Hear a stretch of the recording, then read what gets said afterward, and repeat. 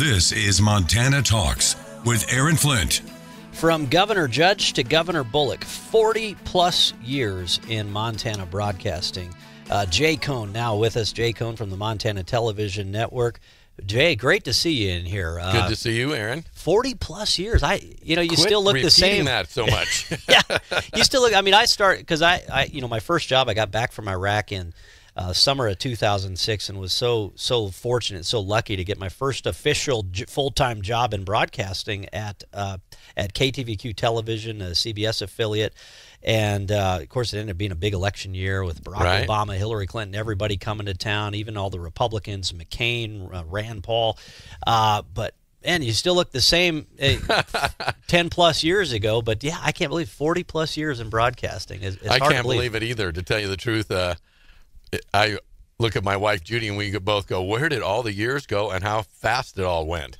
Because, we're having a big retirement party or semi-retirement party in a week, and looking through the guest list, and you touch base with all these people all the way back through the years, and we just kind of shake our heads and go, wow. And for Judy, who's been with me through the whole thing, she says the incredible thing for her is like she's retiring as well, because she's lived the same career that I have. She's behind every successful man is a great woman or a support group, and certainly my family's been there the whole way for me. Yeah, I think talk about just what it's like being a nightly news anchor on television, because it doesn't matter whether you're in New York City or Billings, Montana, or Missoula, Montana, for that matter. At the end of the day, I mean, you're there working at night. I mean, the football games you've probably had to miss, the music programs for kids, things, Judy and I are looking forward to doing things like going to the Christmas stroll or a Live After 5, which we've done before, but I've always said, well, here for a half hour, got to go. We always have a little time off for dinner, but I guess that's what we're looking forward to now in this semi-retirement, kind of being on my schedule versus the station's schedule. But I actually sat and watched the Clemson-Alabama game, and Judy looked at me and said, I think that's the first football game we've watched together from start to finish for a long time. Yeah, because usually from 2 o'clock in the afternoon till about 11 o'clock at night, you wrap up the nightly news at 10:30. You're there working and stuck doing that. So when you look at 40 years, what have been how would you paint the picture of some of the stories that you've gotten to cover over the years in Montana?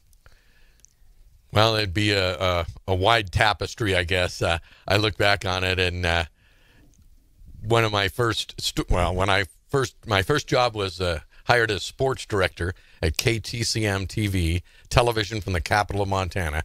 It was Tim Babcock's station in Helena, as their sports director.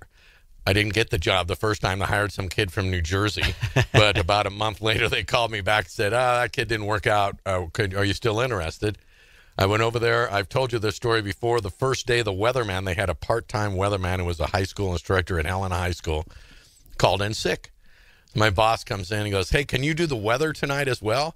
The jaw drop moment. I'm like, seriously? My first night on the air doing sports. So I said, I know nothing about weather. And, of course, they said that doesn't matter. And I did weather that night, and they fired the weatherman the next day, and I did weather and sports for the next year and a half on TV. So it was a fly by the seat of your pants, I remember going to the legislature for the first time, and I was the sports guy. Don Richard was our news director. Is that KATL in Miles City? Yeah, sure, yeah. Good friend Don. Still love to see him and chat about the good old days. He was our news director. He's the one that hired me. But we would go to the Capitol, together, because I shot his interviews for the news, and he shot mine for sports.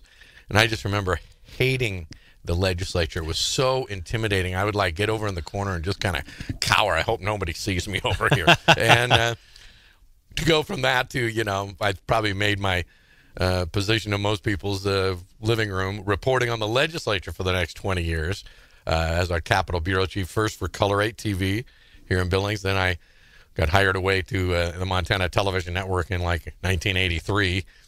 And I actually interned with KXLF in Butte in my college days back to 1974. And that was the year of a great urban renewal in Butte. We covered several uptown fires. I think the Penny Warehouse in uptown Butte burned down that summer. and the pit was still open. And so I've been doing news since the Berkeley pit was still open, mining copper, to today where it's still the largest Superfund site in America. Do you have your favorite story that you've ever covered, your best story in all of those 40 years? That's really hard to say. I kind of wrote down a top 10 list, but I only did 6. Oh, yeah. Because they all meld together after a while. Yeah. The Yellowstone fires of 1988 probably stand out. My situation in the Yellowstone, I took a year and got a congressional fellowship in Washington for a year. That's right. You worked for Dick Cheney. I worked for Dick Cheney half the year when he was a congressman in the state of Wyoming. I worked half the year in the Senate for Senator Tim Wirth of Colorado. So I worked for a Republican and a Democrat. Yeah. So I was just coming back from that great experience in D.C. and the Montana Television Network. And the Yellowstone fires in 1988 ended up being, tying right into the big political news that year as well. You've talked with all sorts of folks. All right, we're going to hold it there. We'll talk more with Jay Kohn right after this. This is Montana Talks with Aaron Flint. All right, Jay Cohn's probably going to get mad at me for saying this here, but this is crazy when you think about it. So it's 1987.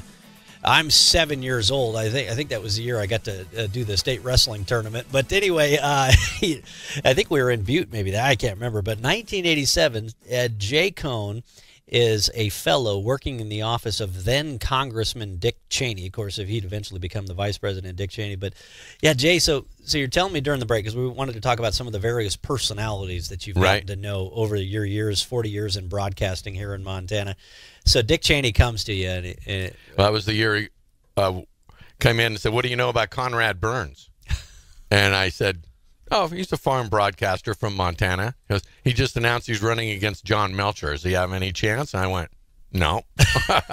let me look back on my great experience here. But I said, "Well, he's got great." I backed up a little bit. Said he has great name recognition. Of course, who could have foreseen he was going to pull off one of the greatest upsets and become only the second Republican in Montana history to win a U.S. Senate seat?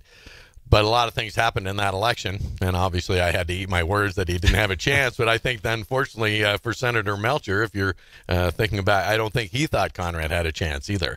And over the years, Conrad and I had a great love-hate relationship over the years because we were on opposite sides of the microphone occasionally. But always loved talking to Conrad, and in his later years out in the Heights, I'd go over to his house occasionally, do some great interviews with him, and he'd show me around. That great picture of him and Reagan walking on the outside of the White House. So one of my favorite personalities to talk. It was never a dull moment when Conrad was in the room, as you well know. Yeah, that's true. Yeah, I think you were one of his last sit-down interviews before he passed away, and we'd oftentimes see him. I was at an energy expo in Billings, and you'd all of a sudden here's Conrad Burns driving a golf cart down Main Street and just drives it right on into the Energy Expo. The guy says, "Oh, that's Conrad. You come on in here. We'll move stuff to get you in here." But yeah, he was a character. But really, you talk about his surprise election in 1988, and people credit. They say not just his name ID as a farm broadcaster, but really it was those fires of '88 that you covered back in '88 as a reporter here in Montana that really rose that issue to the top, and the debate over the let it burn policy. So paint the picture for us back in 1988, how big that Yellowstone fire story was and what it was like when you first hit the ground. Well, because I was working for Dick Cheney, we were reading, and Tim Wirth at the time, I guess by that summer, I was working for Tim Wirth on the Senate side. We were just hearing about all the terrible fires, and as I was coming back, before we went to break, I was MTN. Al Nash was our news director then, gave me a leave of absence to go be on this congressional fellowship for a year. And so it was great. There was always light at the end of the Washington, D.C. tunnel there, and I knew I was coming back, and they held my job for me. The day I got back, Al Nash called me and says, "You're going to West Yellowstone. Old Faithful is about to burn down." And so I got there that very night. They didn't know if the Old Faithful Inn had survived, and we went in the next morning. So I got in right on the tail end. But, of course, I've looked at all the archival video that Q2 has, and what a cluster it was trying to cover that incredible, unbelievable fire that engulfed. What do you remember that next morning when you realized, Old Faithful and all this stuff had gone up in smoke? Yeah. Fortunately, Old Faithful Inn did not go up in smoke, but a lot of those old rustic cabins around there. It was unbelievable, and what an incredible job Mother Nature did in sparing the Old Faithful Inn. When we were there the night when Bill Kuhlman, who was my replacement as the Capitol Bureau Chief, was there, who I met down there, said they caravanned everyone out, because if you remember that day, they still had tourists out on the boardwalk right there at Old Faithful. And finally, this big firestorm's coming in, and they ushered everyone out. And he said there were embers and trees falling on both sides of the roads as they left. He didn't think there was any chance, although they had left the sprinklers on the top of the Old Faithful Inn roof. They had stationed them up there. That's probably what saved it, but Mother Nature works in strange ways. Of these California fires this past summer, when you had people driving through walls of flame just to escape. Yeah, I remember going in the next morning and just not knowing whether the Old Faithful Inn had survived, and didn't look good. I have to tell you, it wasn't looking good. We got there, and of course it had. We were the CBS satellite truck was up in Yellowstone from Salt Lake City.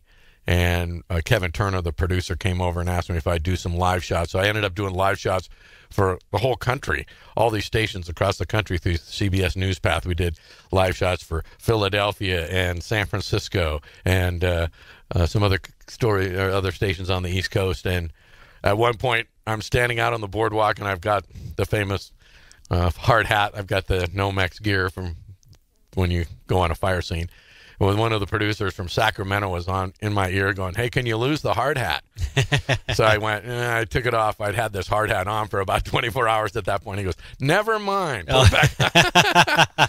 Yeah. But we were right on the boardwalk. There were elk walking on the boardwalk behind me. It was just a surreal experience. So I just got in on the very tail end, and was my job to tell the world, really, that Old Faithful Inn survived. And wow. That was kind of that next weekend. They thought they were going to lose Mammoth. The fire was coming over the hill. We were up there. I went to a meeting at the Mammoth, or the Gardner High School. It was an evacuation meeting where they were going over, and the town people were so upset over this let it burn policy. I can't believe it got to this point. They took us up as far as you could see, up kind of on the road between Gardner and Mammoth, right outside of Mammoth, and you could see the flames behind us. And other than that, it was just, you had to wear masks and stuff. And I thought, this is as close to hell as you can get. That afternoon, we went to the meeting, and I drove my story to Butte, because that was the only way we had to get our video back. And as I was driving over Homestake Pass, it starts snowing. And by the time I got to the top of the pass, there was like 6 inches of the wet. I was sliding all over my little blue Subaru. And I think, well, maybe this is what's going to end and kill that fire. And that's exactly what happened. It took the snows of winter. In that case, it was early September that came in and doused those flames. And that's how we dodged that bullet. We're still fighting the same wildfires, and that debate rages on, especially after the fires in eastern Montana that causing debate over wilderness study areas and much more. So you kind of talked about how you kind of came up with this top 10. So for those of you just joining us here on Montana Talks, we're talking with longtime Montana broadcaster Jay Kohn, who just announced I'd call it a semi-retirement, just stepped down from the nightly news desk at Q2 television, but 40 plus years here in Montana broadcasting. So you talked about, Conrad Burns kind of being one of your favorite personalities to cover over the years. He always had a funny quip or soundbite story to tell, You talked about the Yellowstone fires and working for Dick Cheney back in the day. What were some of your other top stories that you look back on? The Mountain Man trials and the search for Don and Dan Nichols. I was working actually at the time for Color 8 Television, manning their Capitol Bureau Chief as their Capitol Bureau Chief. And that trial and the search for them, that was 1984. Those trials they ended up holding in Virginia City. Johnny France they made movies about it. Don Nichols, I was just reading about it last night, wanted to take him to be the bride for his son, Dan Nichols, who they were basically a cult of two. I remember some of the news articles of the day called him a cult of two. It was the guy and his son. He wanted to keep his son with him through the winter and figured out the only way he could do that was to get him a bride. Well, they kidnapped Carrie Swenson, ended up killing one of her would-be rescuers. And The search was on. John Onstad was the Gallatin County Sheriff. Johnny France was the Madison County Sheriff. And that incident happened like right on the county line. So Yeah, there was because a lot kind of of a people tug don't of war realize, between which county was going to take like jurisdiction. Lone Mountain, a Big Sky ski Yeah. resort, is actually in Madison County. The county line is right there. A lot of people would think that it's in Gallatin. If you saw pictures of the Big Sky ski resort back then, Aaron, versus today, you wouldn't even recognize. The Huntley Lodge was, and there were a few cabins up there, and that was, that was about it. The lower village was there, but all the action was up there. And then, they eventually caught him 6 months later outside of Belgrade down in the Madison Range. Johnny France jumped them on. They saw their campfire. But covering the trials of those two, Don and Dan Nichols, in Virginia City the following year was quite the experience as well, when the whole media of the world descended on Virginia City, Montana, if you could imagine that. Sure, yeah. It was quite the experience. Heck, I'd imagine if it's not on your list, you were also around covering the Freeman standoff and all that and more, too. This is Montana Talks with Aaron Flint. Yeah, you look at the history that's contained in these 40-plus years of Montana broadcasting, pretty remarkable. I think you're a lot like me this morning, like, oh, yeah, or remember this, remember that. Wow, oh, yeah, I remember when that happened. Or when you just talk about the big economic impact they have. Like, for example, if you ever go to Great Falls, kind of one of the must-see places to eat and must-go-to places to eat is this place called Borey's. Yeah, this legendary family-style supper club. But, yeah, at one time, that was right in the middle of strong economic activity and all of that. But that's just one of the stories that Jay Kohn has covered in his 40-plus years in Montana broadcasting. Jay, you said you kind of came up with a top 6 list of the stories you covered. I started the top 10 list, but only made it through 6 because I was leaving out too many good stories. So I mentioned the Mountain Man trial that went on in 1984, way back then. Mm-hmm. Montana Power exiting the utility business in 1998 and 99, turning into Touch America. I went and covered the Montana Power calls. Dean Conklin says, we're going to have a little press conference at 3 o'clock. Went up to Uptown Butte. Was the Standard, me from KXLF, and Dennis Nettles from KBOW Radio. And they announced, by the way, we're going to exit the utility business and start Touch America. Well, I didn't really. Which ended up being disastrous. Oh, it was like one of the worst. People lost pensions in the history. It was terrible. Yeah. The other stories I had: the Helena train explosion coming up on the 30-year anniversary on February 2nd, 1989, right in the middle of the legislative session. You don't remember that, but a train that was heading up over McDonald Pass, minus 30 degrees. They decided with the engine, the heat in the engine wasn't working, so they, at the top of the pass, decided to switch the engines for the crew because they were freezing to death. So they uncoupled the train, and while they were switching the engines around, it was like, whoops, where'd the train go? Comes rolling down McDonald Pass, all the way into Helena, collides with a work train in the yard right next to the Carroll College PE Center. Biggest explosion I've ever felt, rocked me out of bed at 5 in the morning, and we're going to have a big story on that. Maybe this week or next week on MTN. They interviewed me about being on the scene there.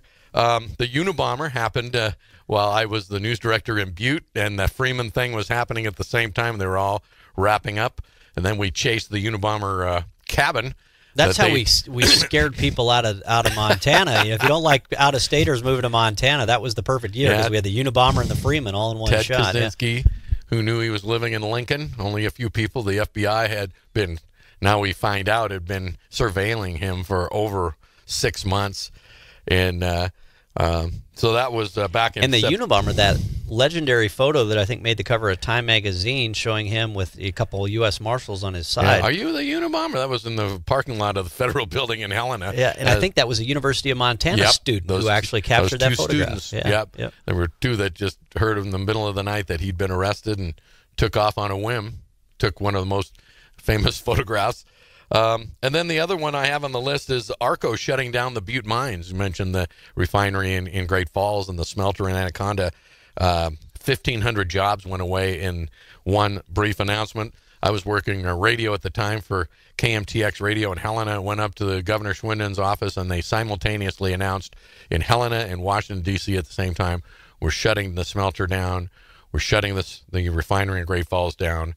And I remember the governor asking, well, when are you going to do this? They said, tomorrow morning is the end of the line.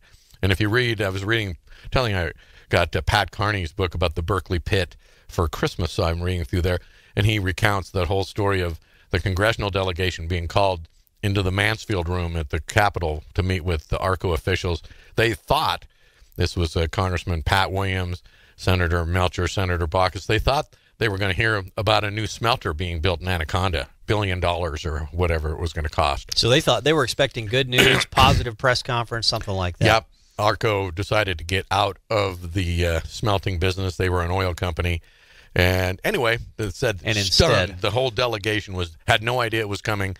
He said the whole room they were just stunned. 1,500 jobs. I mean, the massive economic impact that had. In fact, that story's kind of been brought up more recently because folks who are concerned about what happens if we lose Colstrip and the impact that will not have, not just on the community of Colstrip, but the impacts that would be felt all across the state. And so they've kind of looked back and said, well, what happened with ARCO and the negative economic impact, not just in Great Falls and in Anaconda, but really it rippled all across the state. And as I look at the stories I've covered over the years, Aaron, the Colstrip story stands out because it's still evolving to this very day, and how quickly things are changing on the whole energy scene, as you well know. But I remember covering the Public Service Commission meetings and whether or not they were going to allow Colstrip units 3 and 4 into the rate base, and then the whole sabotage and the vandalism about the Montana Power's new natural gas pipeline coming in from Canada. So the whole Montana Power Colstrip thing is all really one story, to tell you the truth, because it all started through Montana Power. But I go down to Colstrip today, and who knows what's going to be there in not just next year, but 5 years from now, 10 years from now. Well, and I don't have a crystal ball, but that story is changing so quickly by the moment. It's just hard to stay on top of. And you never know when all of a sudden you get a phone call at about a press conference at 2 o'clock this afternoon that completely changes everything. Hopefully in the positive, but you just never know. Right. That also kind of reminds me of, like the election coverage, the election of '88. And it's kind of funny because it seems like every year, this is going to be a major election year in Montana because we've got this big race for U.S. Senate ever. and the president's coming to town. Well, now, look at 2020 already. You're going to have a wide open governor's race, attorney general's seat, probably Senate several seat. other, Senate seats up for re-election. It seems like every year is always a big election year, one way or another. These energy business stories, there's always a major story, no matter what. Yeah. I kind of made a list of the top political stories that stand out to me. One is Senator Burns upsetting John Melcher in the race for U.S. Senate in 1988. I was able to interview Conrad Burns that night. We had our statewide coverage set up from the Historical Society across the street from the Capitol with the Capitol Dome behind us, and some intriguing backstories of how we actually got that signal on the air from there that night. But, no one expected that. The polls before that showed Melcher's lead was slipping. I think only Conrad thought he was going to win. Really? And the day before. So the polling even leading into that election showed Conrad down. But showed him closing the gap up to the very end. And those were those quote-unquote internal polls that they don't share with the media. But he was very optimistic. That was one.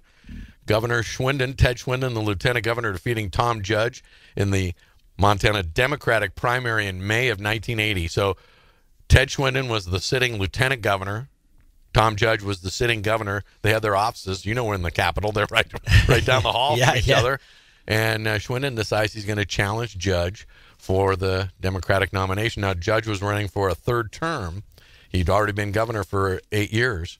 And Schwinden, who was the former state lands commissioner, I remember some of my early days in radio reading the AP, state lands commissioner, Ted Schwinden. So everyone knew his name, and what a shock. He unseats a sitting governor in the primary. In his own party. In his own party. Can you imagine that happening? If Mike Cooney challenged Steve Bullock in the past election and beat him in the Democratic primary. So I'd never experienced anything like that. I was working radio at the time, and also was working for the News Election Service and set up a group of stringers across the state to report on some of these key precincts for the national. And I could see the results coming in going, wow, he might win this. And Bill Yeager, who was the Intermountain Network, a longtime radio anchor. We were both at I remember Lewis and Clark County Clerk and Recorder's office, and I said, "Wow, look at these results, Bill. Do you think?" He goes, "Oh, Jay, no one's going to beat Tom Judge. It's not going to happen." Well, it happened. It's funny how that happened. And the other, I've said here on the show that politics in Montana is kind of like the weather in Montana. You don't like it, just wait 5 minutes. Absolutely. And you mentioned the Burns. Well, we haven't yet. The Burns test race. Sure. That was similar with the polling, where Burns was always ahead, but Tester was gaining. And what I remember gaining was on the air here in Billings that night, we weren't getting any new numbers from Yellowstone County. It was like, what the heck is going on? So we had our reporters. Well, there's a snag. Well, that was the year that Elections Administrator Dwayne Winslow went back to get the latest totals, but hit the reset button versus the total button, and they had to start recounting all the ballots at 11 o'clock at night. And of course, the power of the Senate hung in the balance. So, sure, all these attorneys from CBS Morning News was live from Montana. They were the next all day. waiting on those. Montana's largest county, the most. It was. I think it was maybe 3 or 4 in the morning, and I was working with you at Q2 at the time, and Jake Wittenberg, who's now an anchor back in Seattle, right? He was a reporter at the time, so we just went to Hardee's at like 3:30 in the morning to get breakfast because it was going to be a There long... wasn't any place to go have a late night beer. It was well, and the story kept continuing, so it wasn't over. Right, that's for sure. Exactly. Yeah, well, and it reminded me too of the 2000 election, because even though Conrad Burns wasn't an incumbent, he was the first Republican ever elected to a third term. A lot of people, call Montana a red state, but I think former Democrat Congressman Pat Williams was really right. It's really more of a purple state. In fact, if anything, it's a schizophrenic state when it comes to politics that we've seen all the time. But yeah, I mean, I think the fact that Burns defeated Schweitzer ran a very strong campaign in 2000. Burns held it off, and the Republicans swept the races in 2000, only to lose many of those seats just 6 years later. All right, we got to take a very quick break here on Montana Talks. The hour's flying by. Great to talk about 40 years in Montana broadcasting here with Jay Kohn, longtime Montana Television Network anchor. Quick break. We'll hear more of his top 6 list after this. Talking about the issues that matter to Montana. Statewide, this is Montana Talks with Aaron Flint. Well, maybe it's because we got these sports mic headset microphones on here, so I'm thinking of a sports analogy. But, Jay, I know you started as a sports guy in broadcasting, but it seems like most coaches, if they had a successful career, they wanted to be, above the 500 mark. Right. Well, for our listeners to get just how significant not only your 40 years in Montana broadcasting, but for 20-plus years while you were at KTVQ Television, Q2 News, for the nightly news, you never lost a ratings book, not once. You started there in '98 and have won the ratings every single time they've come out since it. So that's an undefeated record. So congrats on an undefeated record. But I didn't do it alone. We have had a lot of great people. News director John Stepanek has been there from day one, and I don't think he's ever lost a ratings book. In spite of all the consultants that would come through on a yearly basis and say, you guys, competition is breathing down your neck unless you change your ways and do it our way. This is, the sky is falling. Well, guess what? We actually did know what we're doing, and we still have a pretty good idea of what the viewers want to see. And the news is the news, Aaron, as you know. You cover what's going on, and you do the best job you can presenting the facts as you know them at the time. That's totally changed now with the instantaneous world. But, but it's funny that point you make. Consultants coming in, because I'll hear my friends in radio, particularly our country music guys down the hall, and they're like, "Oh, these consultants, they're telling us we got to play this, we got to play that," and they're exactly right. But I love it because you could tie it in with politics too, because you get all these big consultants. They come to town and try to tell you, well, here's what TV news should look like, or here's how you need to run your campaign. It's like, I think we Montanans kind of know Montana. I think we know what we're doing. Right. They want to tell you what works in San Antonio. And this really worked for our station down in Phoenix. Yeah. And they really don't know Montana, most of the people doing news here. You mentioned sports. Sports was my first love. I just wanted to do sports. That was my first thing. And I suddenly realized, to do sports and stay in Montana, because I wanted to stay in Montana. I didn't really want to go chase the big market job. Yeah. And so I had to figure out, okay, how can I stay in Montana? Probably not going to be able to do sports. So my dad was visiting me when I was working radio in Great Falls back in the day, and he goes, "Boy, you do a good job reading the news." We used to rip and read the AP news on the radio. He goes, "You do a really good job of reading the news. Maybe you ought to think about doing that." My dad was never wrong, as you know.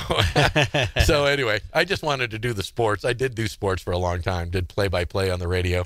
And who knows, maybe someday I'll get back to that. But well, there were other greats before you, too, like, Vic Miller, who was there when it was Cook TV, and he was covering Yellowstone. Heck, just like you covered the Yellowstone fires of '88, he covered the earthquake 59. Aftermath. Yeah, so he was one of the first reporters on the scene. I have Vic down here. My favorite personalities I had a top 6 list of that. Alan Simpson right now is my favorite personality. I love talking to Alan Simpson, as anyone who's former ever spoken. senator of Wyoming, still lives in Cody. And I love Dwight McKay. I'll put Dwight McKay and Conrad Burns in there. They're kind of the tag team. Ted Schwinden, I just love talking to Ted Schwinden. He's 93 years old today and still doing well, I understand. The former football coach at Montana Tech, Bob Green. Oh, yeah. Butte Water. Yeah.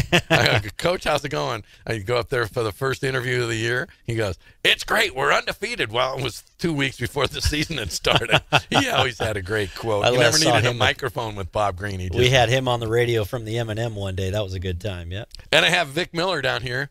And I love Gary Buchanan. I love talking to Gary Buchanan, the investment consultant here in Billings. And he worked for Ted Schwinden as the Commerce Director. He was a Republican working in a Democratic administration way back when Ted Schwinden was governor. But he has such a great former head of the Board of Investments. And then his son served on the Board of Regents, been very involved, too, following his chip off the old block. I just love talking to people of knowledge that you can rub off a little bit and gain a little knowledge. So many great people that you get to see along the way. Less than 2 minutes to go. Jay, you know how that time clock works. What's a story that we didn't hit yet, or just a thought you'd like to leave folks? I'll tell you a quick story. When the first time the snow geese showed up in the Berkeley pit dead, we got some calls at KXLF in Butte. Did you hear about this? So we go up there. Sure enough, there's all these snow geese. So we broke the story that there was over 200 dead. This was back in the mid-'90s. I made a joke on the air about a week later, Aaron. There was one of the environmental groups in Butte had applied to do a parade in Uptown Butte to honor the snow geese, and so I said on the air, "No word whether Big Bird is going to be here to lead the parade."